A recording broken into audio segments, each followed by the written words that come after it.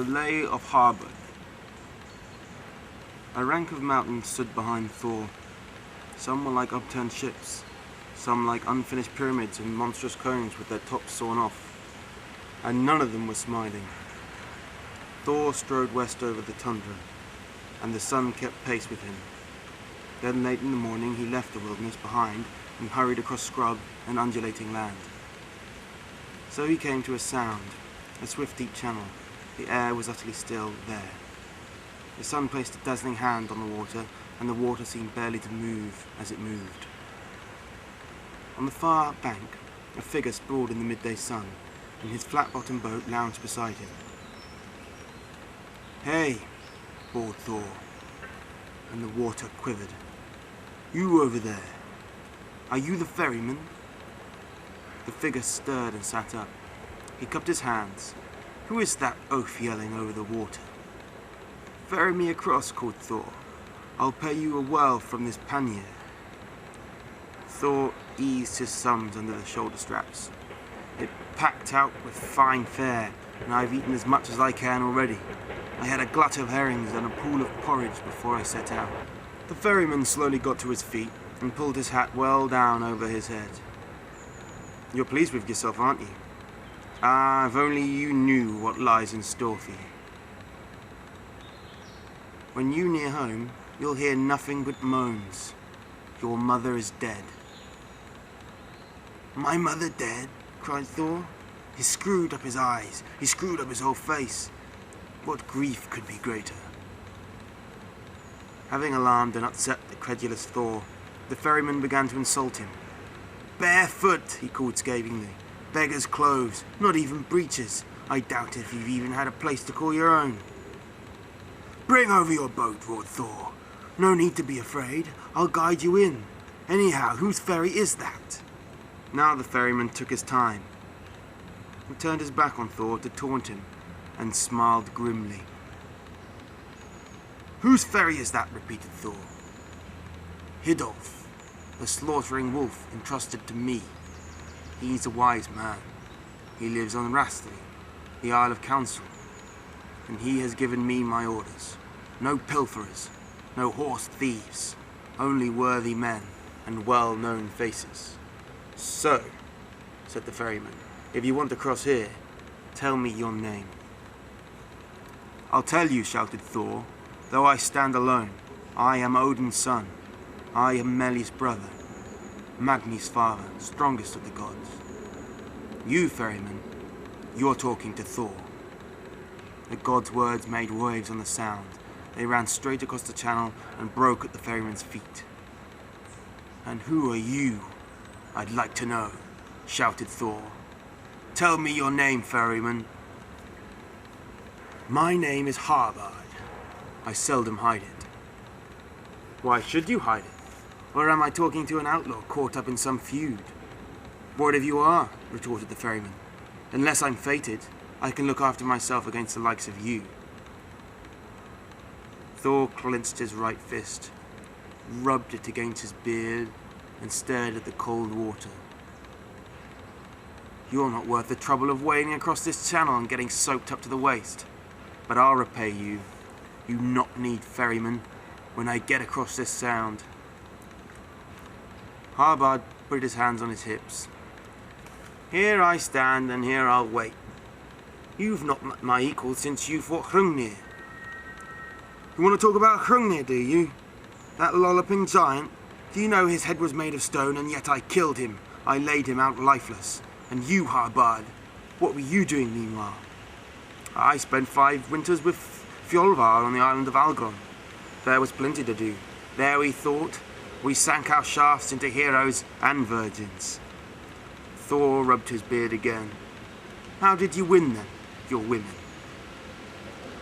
"They welcomed us with good grace, yes, with high spirits, and they were well advised to do so, though they could no more have escaped us than make ropes of sand or dig the bottoms out of valleys." Harbarth opened his arms. "I was the one they turned to first. I slept with 7 sisters, and each one gave me ecstasy. And you, Thor, what were you doing meanwhile?" "I killed the giant, Thiazi, and hurled the eyes of Alvardi's son into scalding heaven. They bear witness to my feats. Everyone can see them. And you, Harbard, what were you doing meanwhile? I enticed knight riders from their husbands. I wrought lovecraft with those witches. And that giant Claybard, he was not made of straw. He gave me a magic branch, and I whipped his wits off him. So, called Thor, that's how you repay a generous gift. The grey-bearded ferryman shrugged. The oak, he shouted across the shining water, grows strong on shavings from all sides, each man for himself. And you, Thor, what were you doing meanwhile? I journeyed east to Jotunheim. I slaughtered slovenly giant women as they shambled over the fells. If they were alive still, there would be a terrible throng of giants, and no men in Midgard. And you, Harbard, what were you doing meanwhile? I was the cause of war in Valand, the land of slaughter. I set princes at each other's throats. I thwarted peace. Thor looked at the ferryman. He listened. His brow was creased in thought. After they've fallen in the fight, shouted Harbard, the nobly born journey to Odin. But Thor, he caters for a great gang of thralls. I see how even-handed you'd be in your gifts of men to the gods, retorted Thor. Not that you've any say in the matter. Your limbs are strong, but your heart is faint, jeered the ferryman. Such was your fear. You were glad enough once to crawl into a glove, and there you forgot your name. Thunderer. You were so scared Fjallar might hear you that you didn't dare fart or sneeze. You womanish ferryman. I'd swipe you straight down to hell if I could reach over this sound. Why bother, said Harbard with a voice like oil. We have no quarrel. And you, Thor, what did you do next? Away in the east I patrolled the bank of the Iving. Svarang's sons tried their luck there.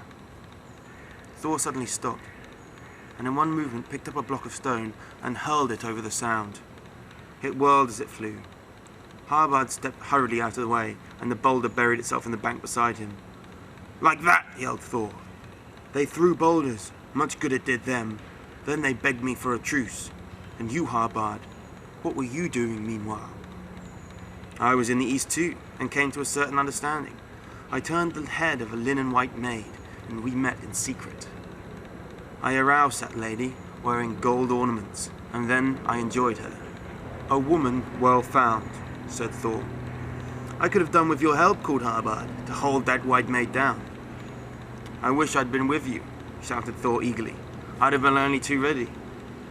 And I'd have trusted you, said Harbard evenly, if you were not known for breaking promises. No, called Thor, that's not true. I'm no heel-biter like an old leather shoe in spring. And you, Thor, what were you doing meanwhile? I was on Hlessi, the island of the sea god, and I slew the brides of the berserks. They were depraved serpents. Thor, you brought shame on your head, said Harbard scathingly. You lady killer.